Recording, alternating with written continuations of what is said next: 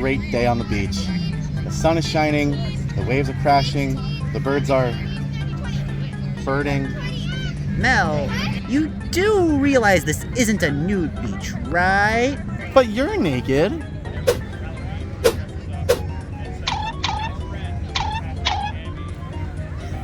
Ah. So the beach was invented by John Beach in 2009 when he decided that water needed sand beside it.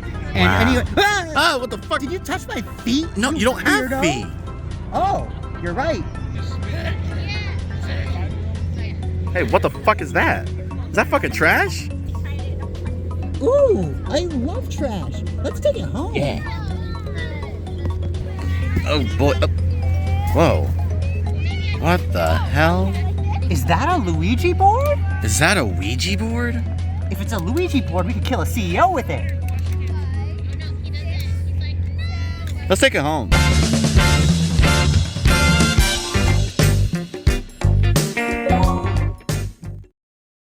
If there's any constant in this universe, it's change. Oh, and shark movies. I've never seen something in such abundance in my entire life. These movies have their own separate genre outside of the horror and thriller titles. That's how many there are. There is a shark movie for everyone, and I mean that. Are you religious? Bam, Noah's Shark. Are you a prospective house buyer? Wham, House Shark. Are you from this area on the map? Boom, Sharkensaw, Woman's Prison Massacre. Are you, I don't know, Five-Headed Shark Attack?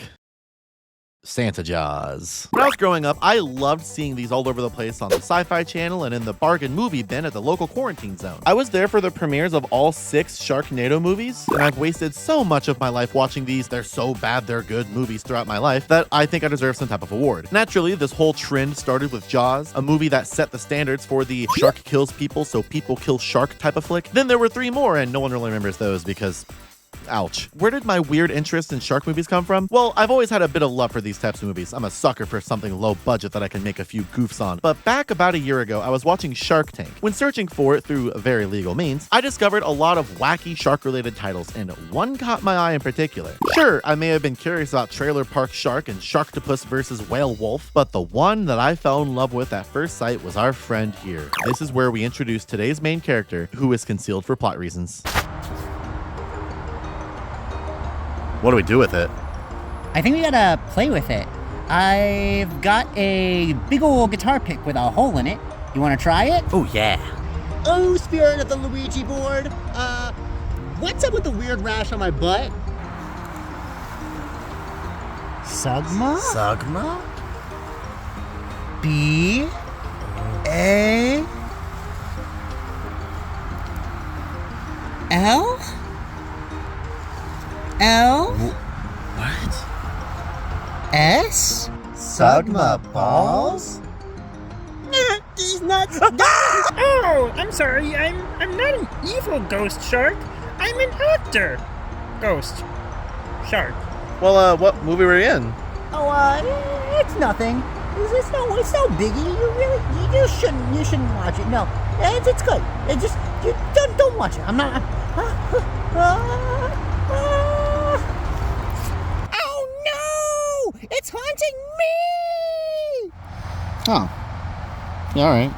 Ouija Shark is a real movie that actually exists, and I'm not joking, and it came out in 2020. I'm not joking about this movie being real. That's a real title. That's a real plot. That's real. The movie starts up on the longest and possibly the most boring opening credits I have ever seen. Instead of getting cool shark footage or something, we are stuck with this. It's fine. I just didn't think it would be tarot cards is all. Before I let it go, please do note John Miglor's name. He's super important here. The first scene is really long, and to show you how bad it is, here's 2 timers. One for how long I talk about it in this video, and one for how long it is in movie time. This is Jill, an adult playing what is supposed to be a teenager waiting for her friends to show up at the beach. I love when literally any media chooses adults to play teenagers. This shit is always so funny. How is this supposed to be convincing? Best part is that her supposedly being a teen has such little bearing on the plot of the movie at all, and you will forget that she's supposed to be under the age of 18. Hi, cameraman. After waiting a very long time, she decides to trek the trail as the worst cameraman in history follows her, getting shots that feel unnerving but not in the way that they intended. I'm not uncomfortable because of the ominous music or creepy shots. I'm worried for his well-being. Is the cameraman okay? What positions were you in where you were shaking this bad? Jill makes it to a bunch of fucking rocks, gets undressed, and lays on a short bath towel for a few seconds before deciding to get into the water, where we get foggy water shots of her feet. Is this the perspective of a shark, or am I supposed to look at her toes? Remember, she's a child. This is an adult playing a child. Don't forget that. Can't be creeping on her like that, dude. Unless it's just the cameraman down there again. He's getting in some really weird angles. While out there, waiting in about 2 feet max, she jumps and panics over nothing. Maybe it's the scary music that's been playing the whole time, or it was the random hit that plays. Guys, is that you? Twice! Oh my god. What was that? I know for a fact that would have scared the shit out of me. Instead of finding a shark, she finds a mysterious piece of driftwood, which for our purposes is a Ouija board that was made by some wood burner at the county fair. But hey, at least it's not some crummy piece of cardboard, right? Hey, I'm doing my best here. After enjoying her time at the rocky beach, she gets dressed in her goat shirt, which is something that she wears for the entire film as an advertisement for the band that makes the closing credits, and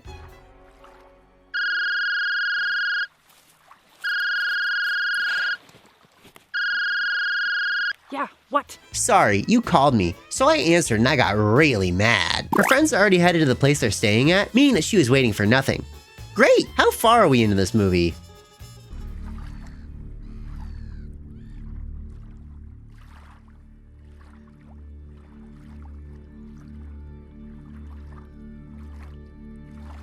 Instead of taking her car to the house, she goes by foot, leaving her car at the forest. This is important for later, so don't forget this stupid decision. All of the other girls are at a house that Kim's parents' friends hired a man to house sit, and he can't show up or is gone already? I think they say both. They hired a caretaker to look after it while they were away in Aruba, but I guess they got held up at the airport or something, and my parents told them I'd watch the place. So they're here to house sit under one condition. No boys. No boys. There's a quick shot from the camera that almost feels like this will be a found footage sort of deal, but nah, they don't do anything with it. Oh no! I feel like something's got me. It's driving me towards the pool. The horror! The horror! This girl right here is actually literally dead, and the fingers on the corner of the wall are indisputable proof. What rude friends to not even care about her life. May the great shark above rest her soul. By the way, this is the final scene that's inside this house. Say goodbye! We then cut to Flannel Girl eyeballing a random stranger who's washing his car. Do you need some help? Okay. Normal human conversation. I don't see the romance here anyways. He can't even wash a car very well, and he's fully dressed. Why doesn't he get naked, huh? Tell me about this Jill. Well, as I said, she's an old friend from school. Why'd you invite her along? Well, she went through some rough times. I thought this might cheer her up. What happened? Nothing happened. She's just an old friend. Listen to me when I tell you this now. The writing in this movie is impeccable. And to top off this line, there's a person curled up in the trunk of the car that they have, by the way, recording this shot. This isn't Jill's car either. Remember that she walked here for some reason, but do not forget that they do in fact have a car here. I don't even know how to explain how important the cars are to me specifically, not even to the plot. While the girls go all out to stock rock music, having epic cool pool fun, I just want to say how hard of a time I had remembering which girl is which. So I want to show you my official Ouija Shark girl identifying guide. This is main girl. This is weed girl. This is forgettable girl. This is blondie. And this is flannel. Back to nothing going on, but while they're talking, it's subtly implied that weed girl has smoked some weed. Anyone hungry? Munchies again? Why, whatever do you mean? Smoking the ganja for $20.69. Weed, yeah! Jill decides to take a nap while Weed Girl goes to cook burgers and hot dogs. Can't wait to see some yummy burgers. The last movie I watched on this channel promised burgers on screen and did me dirty. Look at this shit. We then cut back to the Rizless car washing man and Flannel Girl, who, remember, is supposed to be underage, washing a car without her shirt on while a breakup song plays in the background. If it helps, this is about as far as the low-budget trope of nearly naked women being on screen goes, but it's accented really well with slowed down footage filmed on a normal camera. This guy nodding is the first shot of this movie that I feel is deserving of being made into a GIF. The random gift. I hope everyone likes this GIF. I'm gonna fucking unleash. No! I'm funny! I'm funny. Still pissed off that they only took Flannel's shirt off and not his. After that, we get shoved right into Jill's head as she's having a dream. No, she's having a nightmare with all her piercings in. That's wildly unsafe. Egads! Oh man, her memories are filmed as if the lens was held in a sea of cigarette smoke and from the perspective of a cameraman who's having a hard time staying still. Okay, we're 18 minutes and 30 seconds into the gosh dang movie, and there's no shark yet. What kind of Ouija Shark movie is this? I mean, it's kind of boring. You should really... What's that? What?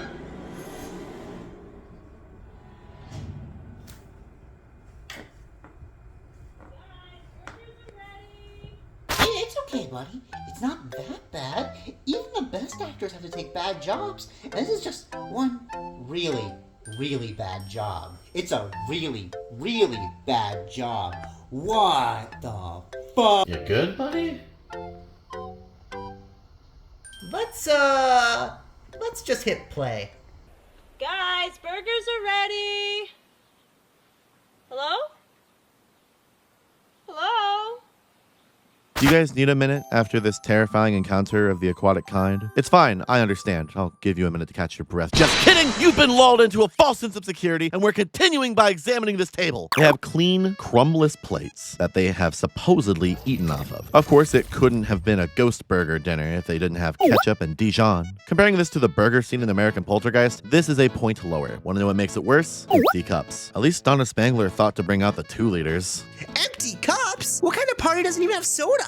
Welcome to my dew cellar, Jeremy. So I've got plenty of great vintage dews down here. Like, for example, Caribbean Splash. That one is like a guava-flavored Baja, and it's delicious. We've got Frostbite, which is a former Walmart exclusive, along with Thrashed Apple, which is one of the best flavors, and that was exclusive to Kroger. I've got Typhoon, which is a classic re-release, the original Flamin' Hot, and of course, Baja Deep Dive, which is like a really, really rare flavor. It's like only available to contest winners from a couple years ago. Oh, it's so cool. This is cool and all, but like, how much sugar is this? That doesn't seem safe. Sugar can't hurt me. You see, I drank so much Baja Blast that my fur turned this color. You can't kill me in a way that matters. Also, Jill went to take a nap and was here after the burgers were done. Do you think that you, the viewer, would be able to nap in? Let me check. I made this burger in this amount of time. I'll put it up on screen. I'm recording this before I do it. That's not a long time to nap, girl. She got no sleep and was interrupted by visions of a ghost shark. Also, as a heads up, this burger was delicious. Here's the basics of it. Go make it for yourself. Cooking is fun. Back on track, Jill, despite being very creeped out and apprehensive of the Ouija board, brings it out for everyone to play with. Why is she all of a sudden so interested and aggressive about using this board? Wasn't it just plaguing your nightmares minutes ago? And where the heck did she get this ugly planchette from? It's so big, and there's nowhere to see what letter it's hovering over. Even if it's pointing at the letter and not hovering over it, if there's 4 people, they can't see shit. Come on. We have to sit in a circle for all of it to work. Ah, they need to be in a circle. Like, for example, the table that they just had invisible dinner on. Forgettable girl tries to grab some boob, and then they start asking the board questions. How did you die? You are like hungry. Weird. I don't like this. If it wasn't for the captions, I wouldn't know this ghost was hungry. Yeah, don't worry. One of the girls is spelling that stuff. If you say so. Yeah. Normal human sentence. Spirit of the Ouija board, whatever. Where are you from? Hungry? Looks like this board has a one-track mind. Ah, so the ghost is Hungarian. Good for him. Yeah. Okay, What's everybody keep happening? your fingers on it. Everybody close your eyes and concentrate. Bet you're really scared now, huh? Maybe we should stop. Come on, let's keep going.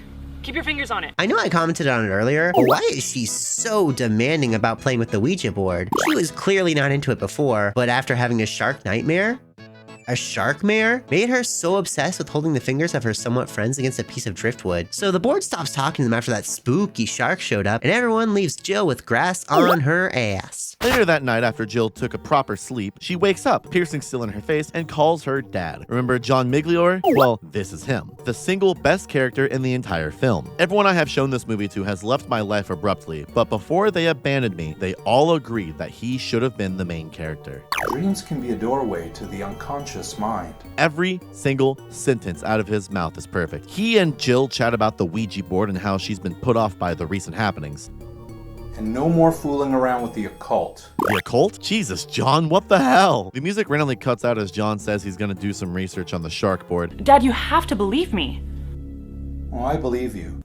I'm just not familiar with that type of manifestation. That's really just me being a pedant, but it was pretty funny. Luckily for us, this isn't the last time we get to see him, but I do have to say that John Miglor isn't just a pretty face. He's also one of the writers of this movie. He has a bit of a history with being a bit all over the place with his acting roles. He's been in some ghost movies and obviously some shark movies, go figure. But something I found to be funny was the amount of times he's been a zombie. One of which was him being an uncredited zombie in the movie Resident Evil Apocalypse. He's also a zombie in Land of the Dead, Survival of the Dead, Detention of the Dead, Zombie Apocalypse, Redemption, Zombie X's, Ninjas vs. Monsters, Fear Fighter, The Last Mile, My Fair Zombie, Zombies of Carnage, Plan 9, and Degrassi. A good portion of these remaining uncredited. I fear he's not appreciated in his time, my friends. I know that I have this tendency to get distracted when working on movie reviews, as shown by the only other one I've ever done, but what do you mean John Miglor is Big Conga in the movie Conga TNT? He also plays General Mills too? You're telling me they got Captain Crunch in this bitch? He seems to generally be unnamed characters like Doctor, Flashback Priest, Gangster. He played The Shape in Massacre at Femur Creek and Man in both the shorts Nostalgia and Lunch in the Park, the former of which being the highest rated thing he's ever been in. I'll stop yapping so much in a second, but I do want to point out the second writer, David Lloyd, who's most known for his work on the movie Raiders of the Lost Shark, and also provided additional dialogue for the movie Ghost in a Teeny Bikini. This is a legacy that many strive for, but few ever achieve. I don't know which one I like more, the long stock footage of establishing shots or the unnecessarily long shots of nothing happening. They happen all throughout this movie. It's genuinely incredible. Here we have two beautiful friends who are not dating. The man here awkwardly places a towel on a picnic table as his friend, the girl, takes off her shirt to get some rays in the shade. Wow. Oh yeah, you should totally do that. I mean, we can do whatever you like. Normal human conversation. This is the only person who has more awkward line delivery in the entire movie than John. Crackers. What? Do you want some crackers? Sure.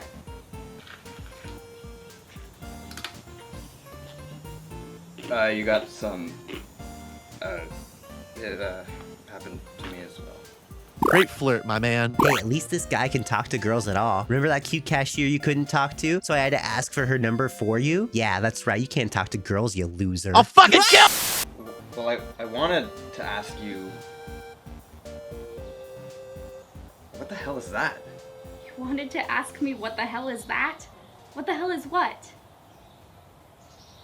Yikes! Wait, why is the Ouija shark out here? Oh my god. Is that a shark? Or a ghost? They both run in separate directions, though it's kind of more of a jog. That's a gift right there, baby. Oh, thank God. It's going after him first. What do you mean, thank God that the shark is going after him? Is this man not your friend? You went to prom with him. For some reason, he stops at a tree and tries to hide instead of running more, and then he gets eaten. Was that really what happens when you eat people? No, this was supposed to be a romance movie, but it tested really badly with audiences, so they just cut right before the smooching happened. You know, this really just plays into the negative stereotypes about sharks. You know that you're 200 times more likely to die to a deer than a shark, right? Deer kill 200 times more people than a shark ever does. Just hit play. Wait, I thought you were a cat. Wait, maybe, are you sure you're not a bear? Wait, what about a fox? You're a fox, right? What do you say? When the shark goes after her bitch ass, she's holding the most intimidating weapon of all time, stick found on ground. She too suffers from the I shall stop running bug and gets eaten. I don't know what it is about people getting stuck between a rock and multiple directions to run in this movie. Oh, sorry, boss. We'd only afford one small package of Red 40 and one fake hand. This stick is seriously one of the funniest things in the movie, by the way. What was she realistically gonna do with it? Smack the ghost a little? Maybe cast a spell? Expelliarmus? Hey, Hey, I'm trans. I can make Harry Potter jokes and it not be cringe. Stop judging me. I'm a sucker for the use of this spinny shark all over the place too. It's so fucking funny and it takes me out of the loop every time. Weed Girl is up, out and about and smoking that ganja. 420, let's go! And sitting with her dogs in the pool. Woof, woof, auga. You said it, Melbot. You see? She gets it. As you can see, this is exactly what smoking the devil's lettuce is like. You get to ride an imaginary roller coaster and see people that aren't there. And a ghost shark. She's on the weed that makes you see a ghost shark. That's not what it did to me. Weed actually does this to you. Hi, Mel in the future. What a terrible That's Honey. Okay, that guy right there's bald, right? You believe me? Yeah. You believe Explain it. Oh, fuck. I never want to forget that's the weed. No, that's my fucking Octo, bro. It doesn't make you act like this, viewer. It just makes me act like this. Awkward. Thankfully, our pal here is generous and offers a hit of her coral reefer. That's an ocean joke for ya. This is some good shit. Whoa. Personal space, dude. Want a hit? Unfortunately, the shark passes on the puff and eats her instead. Kind of a bummer, because I'd give anything to see a shark smoking that Maui Wowie. Wait a second. Wait a second! I know a ghost shark!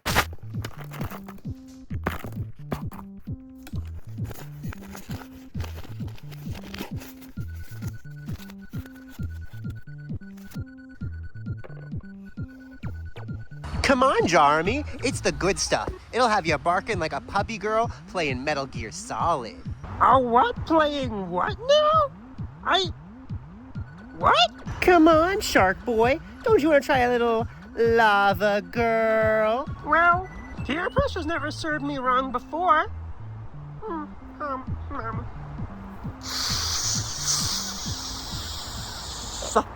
Later that morning, the other girls come out and comment that Weed Girl was weeding. A run.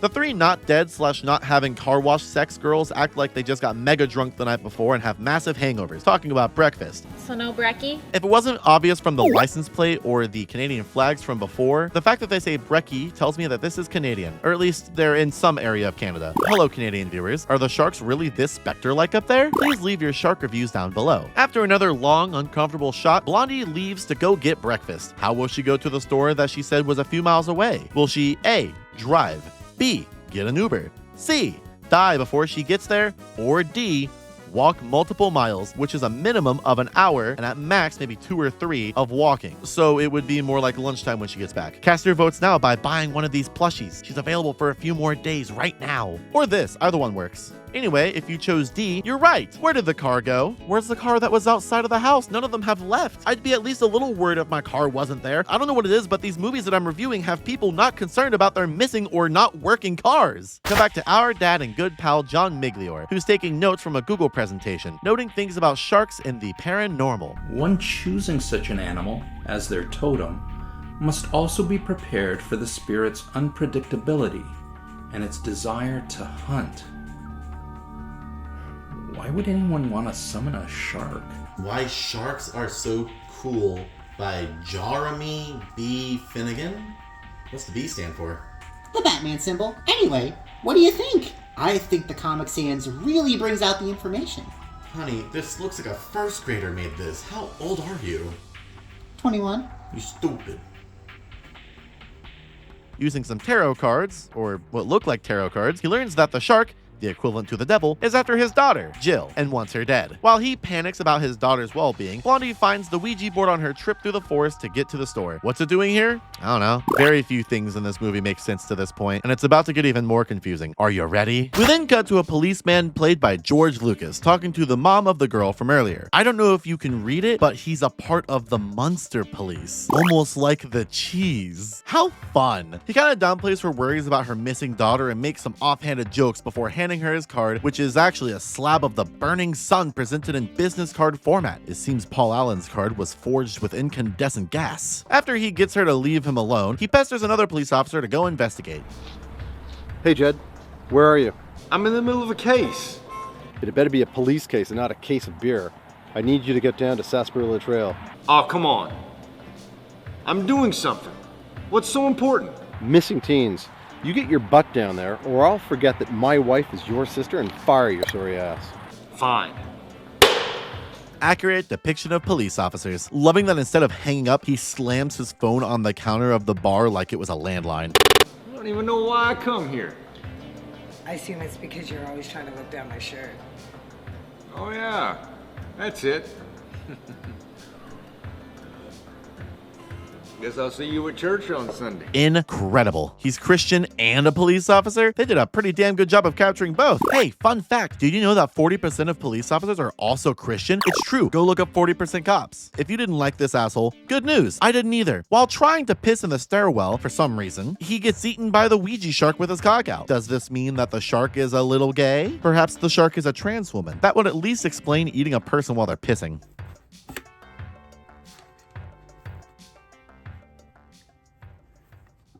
Oh, I'm not out yet. Blondie is finally on her way back with groceries before seeing the Ouija shark, and he's hungry. She, for some reason, stops, assumes he wants the groceries, and throws them before malfunctioning and letting herself die against a tree. Meanwhile, John is on his way to a medium. He hits us with the fact that his family has a history of the occult, while Forgettable Girl decides to strip to go for a swim before being the only one to spot Weed Girl's remains before getting chomped. Kid, no! How did no one see this in the pool before? Flannel Girl comes back, obviously fresh from a night of getting laid, and immediately gets dragged to the trail where everyone's been dying. For some reason, Jill decided to come here instead of going literally anywhere else. It's a flying ghost shark, for crying out loud. That kind of thing doesn't happen. I know. Somehow, she knows about the fact that the 4 other girls used the Ouija board. Continuity error? In my shark movie? Unwatchable. Fuck this shit. Get down. Okay, maybe it's watchable. Instead of sticking together, Flannel stops, trips, and dies. For no reason. But hey, at least the guy she boinked has a clean car now. Hello, camera. Good news! We're now down to 1 girl, so I can finally keep track of who the fuck we're talking about. Do you remember that main girl's car was left at the forest? We told you to not forget that. Good news for remembering that for some reason. Because she reaches in and has a full-on magical girl transformation that ends with her pulling out a goddamn shotgun. Hey, this reminds me of the video game Fortnite, which is a game where you should use my code. Use code Nosurname. She leaves her car's trunk open by accident and gets jump scared by the original owner of the Ouija board, who expositions on her for a bit, basically saying, hey, I put the shark in the Ouija board before I... Wait. Hold on, is that the same shot? By the way, I should say that the dad's name is Anthony. Sorry, I just really like being on a first name basis with him. He's talking to a medium who says that the shark is really after his daughter, who double pump headshots the shark to no avail. I believe that the shark is cheating. After realizing that the Ouija shark won't harm the Ouija board, she runs into a small cabin in the woods. To save his daughter, her dad calls the beast's attention to himself, granting us what is possibly one of the most beautiful scenes in a movie that I've ever seen. The shark is watching. No, you have to distract it. Doing so would only put us in peril. Hey! Over here!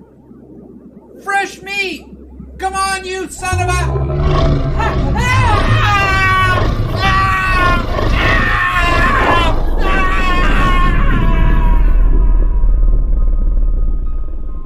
Phenomenal. Mama told me there'd be days like this. What do you mean your mom told you about this kind of shit? Despite it being warm enough for a dip in the pool, there's snow on the ground as cheese policeman George Lucas investigates the trail further, finding himself chased by the shark before meeting with Jill. What the hell is that thing? I don't think you'd believe me if I told you. It looked like some sort of flying ghost shark. Okay, maybe you would believe me. While in the cabin, they use the Ouija board to call upon any spirits to help them. They don't have a planchette though, so how are they... Oh my fucking god, they're gonna use the gun with the tip painted black as a planchette.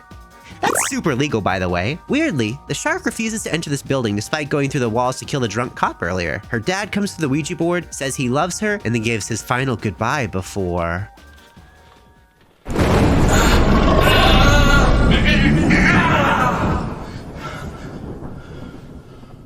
Oh no. I'm dead.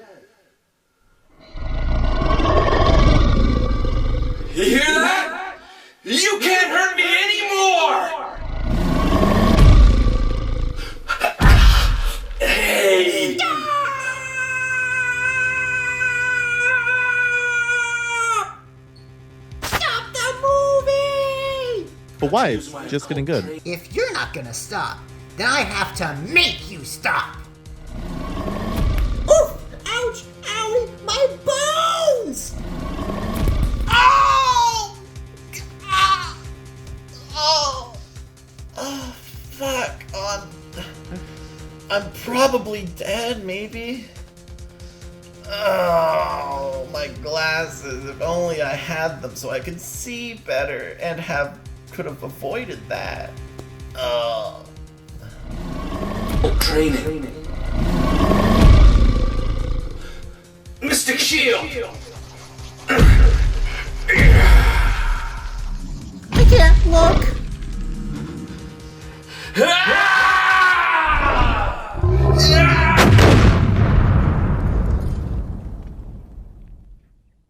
Okay, so yeah, that's a lot to unpack. Mystic Shield has kind of become a bit of an inside joke between my friends and I. When looking for this movie on YouTube to see if there were other reviews of it at all, this clip out of context was about the only thing that showed up, and I sent it to a lot of people before I even got to show them the movie.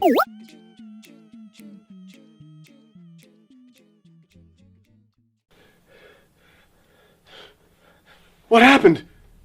Did he win? I can't tell. What's stronger than a shark? Having a human spirit. Aww. It turns out that the shark somehow isn't quite dead yet, and when trying to leave, he shows up inside of the house for once. I wonder why he didn't do this sooner. Shockingly, shooting the shark didn't work again. Fuck you, fish face! Fuck you, bitch face is a hard-ass line. This is for my dad, you aquatic douchebag. And so is that. When I first watched this, I thought that we were a character now. Like how the Doom movie randomly goes into first person. Like I thought that she was about to shoot me for some reason. And hey, why didn't she just destroy the board sooner? She clearly had gathered that doing so would put an end to all of this a good few minutes ago. Wait, why are we at a normal house? That's not the cabin. What the fuck? Screwing with Ouija boards is a terrible idea. No duh. I could use a drink. You? I could use about 6. And some sushi. Too soon. So that's our happy ending. Everyone is dead. The cop didn't kill this girl because she was white, and we're all going to live happily ever after. Yep. Nothing else happens after this really long shot of the outside of the cabin that we were in. Nothing at all. I'm just sitting here, minding my own business. Have a good night, everyone. Feel free to subscribe if you'd like, and let me know if I should do more movie reviews like this. Oh, what the? We're still going? Okay, sure. Oh yeah, this guy. What's he doing? He's got the board? Oh no. Who's he called?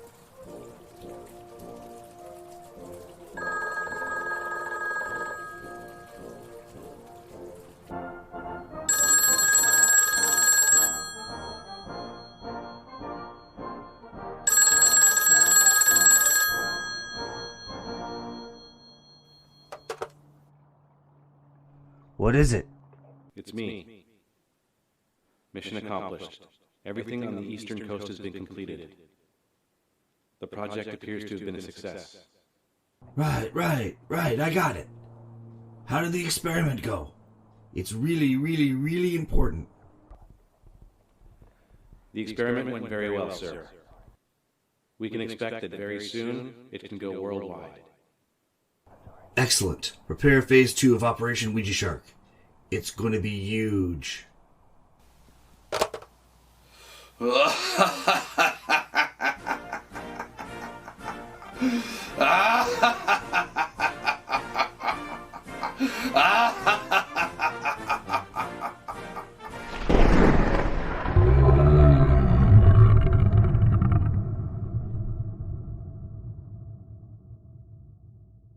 What the fuck? Oh, come on, Jeremy. It wasn't that bad. Yeah, it had women and cameras. Not every movie has those.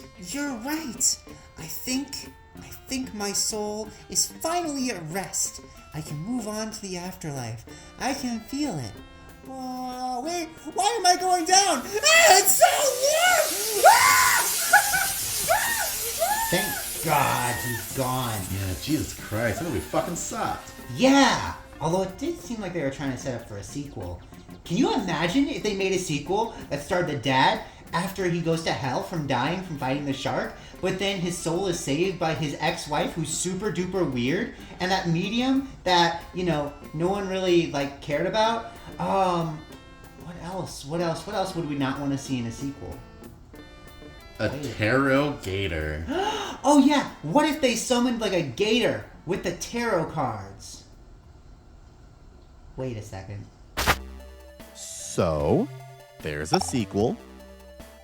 And apparently a third movie. But those are videos for another day, I think. I did some research and it seems these movies are pretty popular in Japan, apparently. These are my people. What am I doing here in the States? I feel like one of those weirdos online who says that they wish they were born Asian, but if they were born in the Philippines, they'd kill themselves. Why can't I be surrounded by shark movie lovers? To close out, I want to give a genuine thank you to John Miglor for making this movie. This part is now only for your viewing, John. Hi, I'm Melody Nosurname, and please tell me if you are making a fourth Ouija Shark movie and if I can be in it. I would do anything to be in one of your movies. This is me begging you to let me make my theatrical debut with you by my side. This part of the video is for no one else's eyes, only yours, John. Here's my business email and a picture of me looking very castable, wouldn't you say? Please, I'll grovel and beg. Please. Please, John. I'll be in your movie, please. I don't care if I'm in it for 3 seconds. I don't care what the plot is. I don't care who the other actors are. Please, you don't understand how much I need this, John. Please, please, I'll do anything, John. Please. Wait, cast me too. Please.